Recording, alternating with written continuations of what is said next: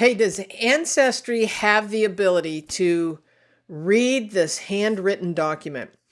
We have been talking about this recently, and I've been getting a lot of comments about this search full text that Ancestry is saying is new. You can get to it from the search tab. And so is that the same thing as the FamilySearch Full-Text Search? And can Ancestry read the handwriting in this document? We're going to jump into all of that coming up next.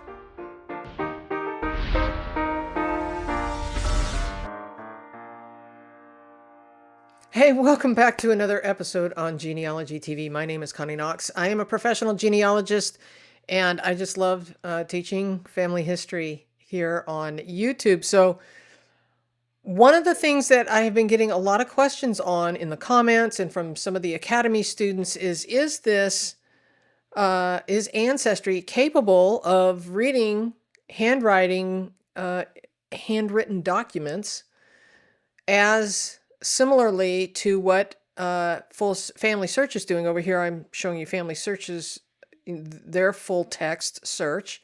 And at FamilySearch, it most definitely is. They have some technology that is going out there, and it is pulling in court documents primarily. So probate records, all kinds of court documents. You can find guardianship and all kinds of things over at FamilySearch. And it's reading that old handwriting, which is phenomenal, right? And it is called the FamilySearch Full-Text Search. Well, over at Ancestry, they recently added this new search full text. So is that the same thing? Not really. To answer the question, though, can they read handwritten documents? And in some cases, yes. But for the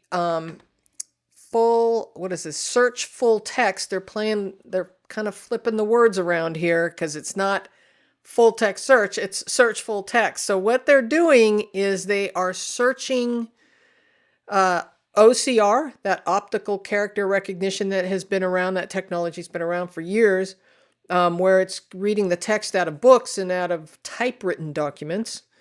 It is also reading things that have been indexed. So it's just like before, the algorithm, is pulling in whatever has been indexed.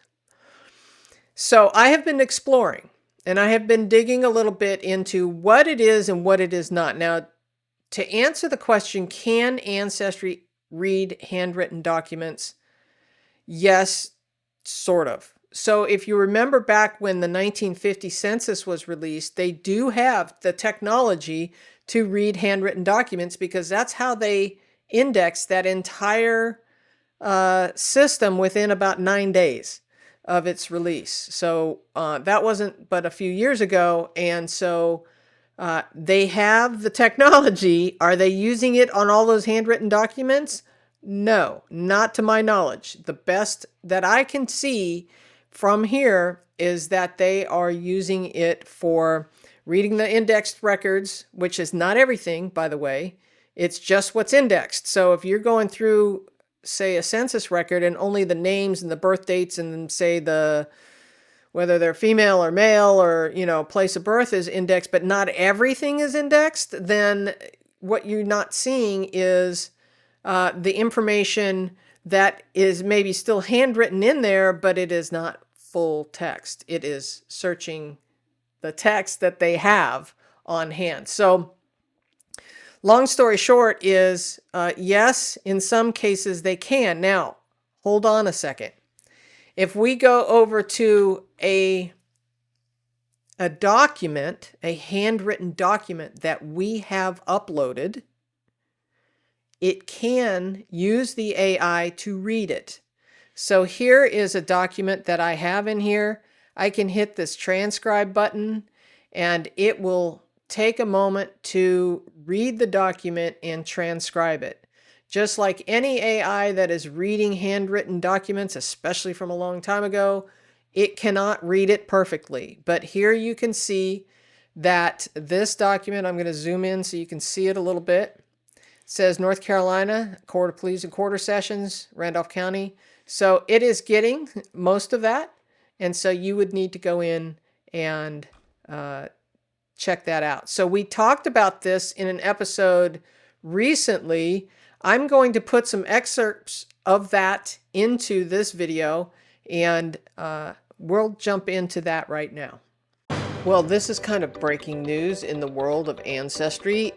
Ancestry has just released for World Explorer members and higher the ability to read handwritten documents. So this is so new, I just wanted to quickly put together a video and show you what it's doing.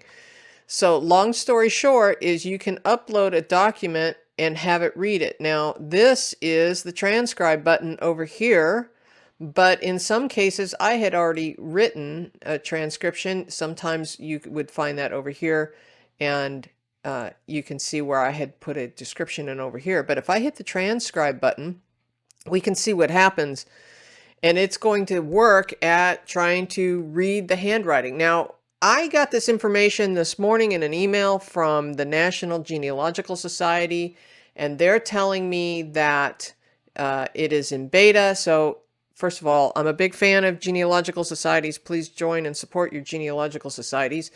However, this email was explaining that they are partnered with Ancestry and that it is available in English, Spanish, French, German, and more to help read your handwritten documents. So I can't wait to dig in and try that. So as you can see, it has already transcribed it. Now it is in beta, so cut them some slack if it's not perfect. As you can see, it quickly transcribed. It's not perfect, but it transcribed it, and so I can even give it a poor, okay, or good. This feature is in beta, and the transcription generated may contain errors. We are working to improve the accuracy of transcription. So this is awesome.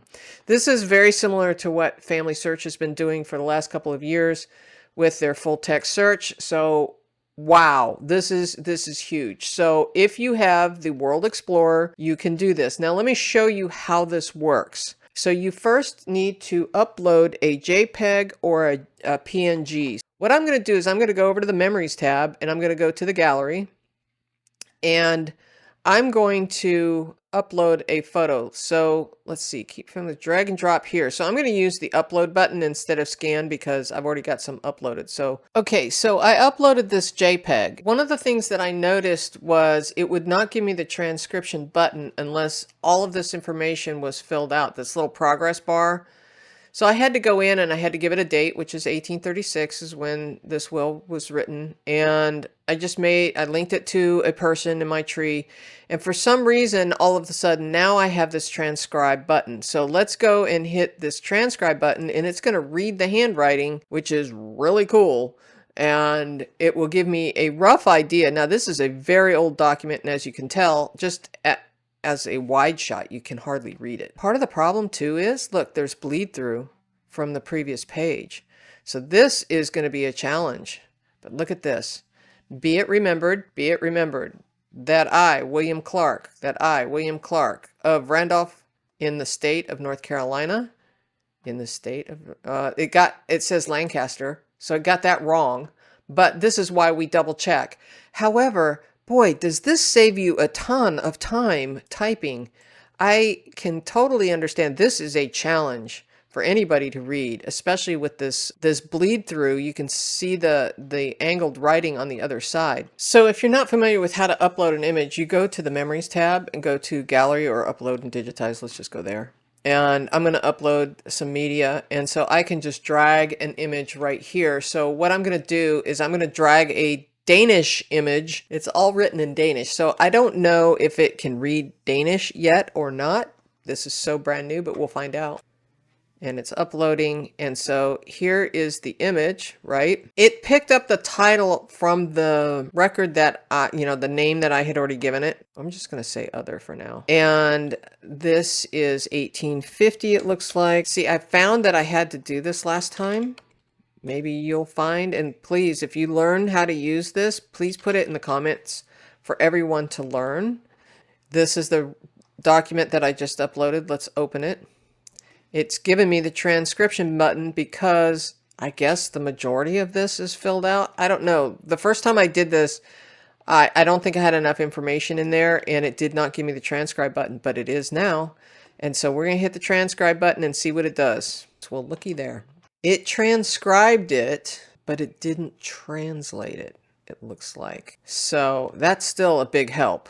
Hey, we're going to get back to that video here in just a moment, but I want to let you know that Genealogy TV has a website, a newsletter, and a Facebook page.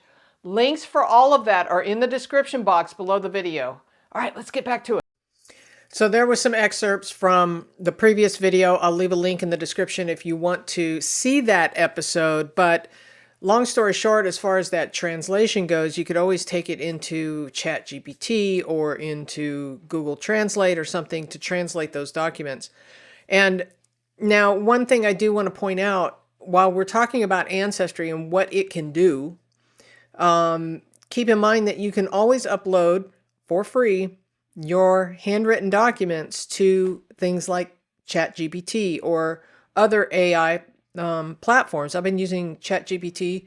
I think it's now 5.2 that I'm on. It does a really pretty good job. Now, occasionally I will go in and correct some of the information. I'll have to say, hey, you know, this is a different word, and it will correct itself. And I usually go ahead and make the effort to do that. And the reason why I do that is because ChatGPT is learning too. So if I'm giving it, you know, I did a 61-page probate package the other day, and I gave it one page at a time. And I would go and I would correct the information on each page as it was, each image one at a time. And then ChatGPT was going, oh, you're right, I see that now. And then it would correct it, like if it was usually names, it would correct it for the rest of the names on down through the 61 pages that I was working on, and I didn't have to keep correcting it over and over again. Plus, ChatGPT is starting to understand the relationships in a probate package. You know, it's like I leave to my daughter, or I leave to my wife, or whatever. And so these relationships are starting to be built, and ChatGPT can help you figure out who's related to who, and, you know, some of the nuances of a legal document and stuff. So yes, Ancestry is doing some here in the image area. You can do that either from the gallery or from an ancestor's profile in their gallery. And so here, a couple things I wanted to point out was that this document that we're looking at here on Ancestry, I had done this transcription. And one of the things I wanted to point out was, look, it actually kept the carriage return. Here we have wife Margaret, and here you can see wife M-A-R, and then a hyphen. They used an equal sign back in the day, I guess, and the rest of her name Margaret. So it is actually picking that up. Now, sometimes with things like ChatGPT, it will try and correct and make that all one word, Margaret. When we're doing an actual transcription exactly as it should be, we are supposed to leave every mark exactly as it was written, whether it was spelled right or not.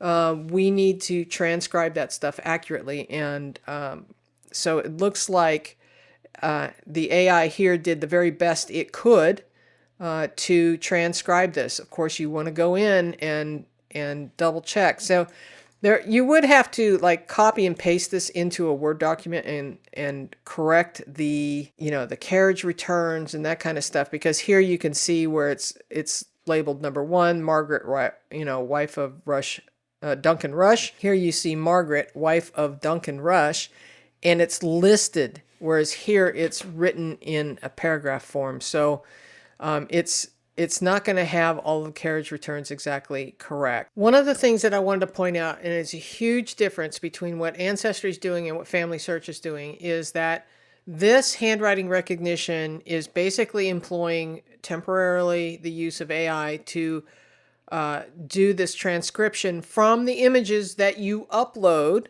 It is not doing it from all the records that it has in its system.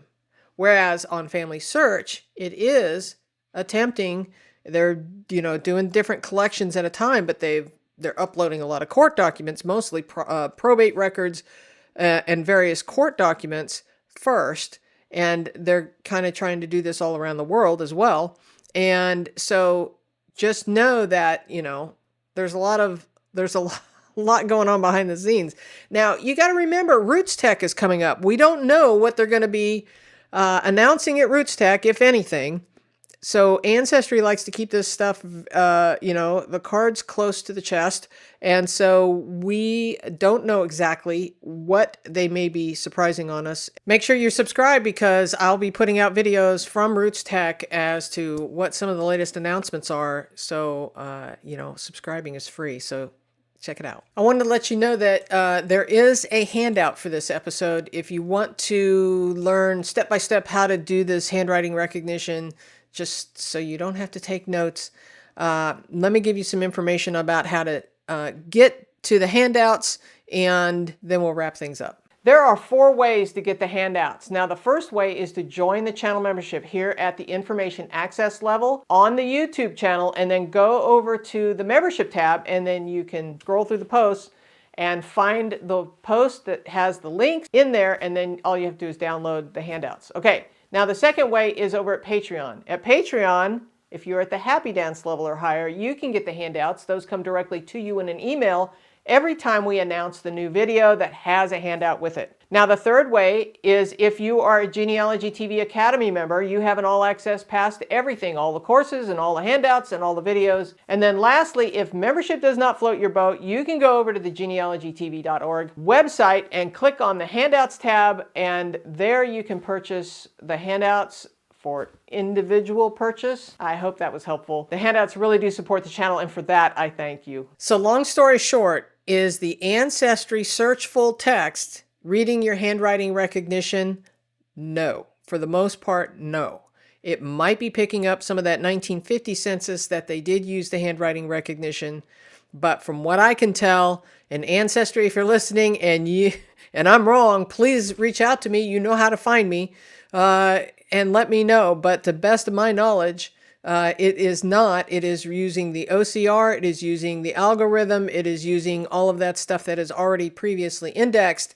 And it might be picking up these transcriptions, but I don't think these transcriptions are staying with the images that we are uploading. I think you have to do it over and over again. So if I were to come back here later, that transcription is probably not going to be here. I would have to hit that transcribe button again, copy and paste it, and maybe paste it into the transcription area if it's available to me, or maybe in the notes or in the comment sections for the ancestor. So long story short, it is not the same as the FamilySearch Full-Text Search, and they are calling it Search Full-Text, which it's the full text of what is already indexed in OCR. The handout's available for you if you are interested. Give me a like and a subscribe. And if you want to learn a little bit more about the Genealogy TV Academy, keep watching. How would you feel if you could resolve some of those brick walls in your family tree? Or maybe you're just getting started in genealogy. What if you had the skills to prove your family history, taking you back generation by generation, time and time again? Hi, my name is Connie Knox, and here at the Genealogy TV Academy, I help genealogy enthusiasts like you break down brick walls by learning smart research methods. I help you find the records, and I help you get organized so that you can share your family history with your family and future generations. I do this through a monthly membership course. There are 2 components to this. Now, there is the self-guided platform where you can take the courses on your own time. And, well, I'm adding 1 new lesson per month. And then the live Zoom meetings where you can watch a live presentation in the virtual classroom and participate in the discussion after the presentation. Now, if you can't make one of the live sessions, don't worry. All the programs are recorded and are added in the course platform following the presentation. Now, if you have any questions, be sure to see the FAQ section at the bottom of the page. And if you still have any questions, click the contact link and I'll be glad to answer your questions. So, are you ready to learn some new skills to help prove your family history, get organized, and break down some of those brick walls? All right, well, if you want to learn more, hit the Get Start button to learn a little bit more about pricing and how you can get signed up. All right, we'll see you in the virtual classroom.